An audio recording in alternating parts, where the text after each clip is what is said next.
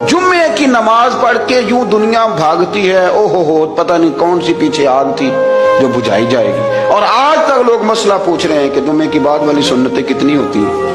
میں نے کہا کتنے سال ہو گئے جمعہ پڑھتے ہیں، کتنے سال ہو گئے، ابھی تک سنتوں کا نہیں پتا، ابھی تک نہیں علم کے پہلے کتنی رکھتے ہیں اور بعد میں کتنی رکھتے ہیں۔ فجر کی سنتیں کب پڑھنی چاہیے؟ سنو فجر کی سنتوں کے بارے میں۔ میرے رسول کریم سید عالم صلی اللہ تعالی علیہ وسلم سے ایک صحابی نے پوچھا تھا، حضور میری فجر کی سنتیں رہ گئیں یا رہ جاتی ہیں تو حکم کیا ہے؟ کیا انداز ہے حضور کا۔ بخاری مسلم کے لفظ سنو، حضور سید عالم صلی اللہ علیہ وسلم فرمانے لگے، اس نے کیا پوچھا تھا؟ حضور جواب کیا دیتے؟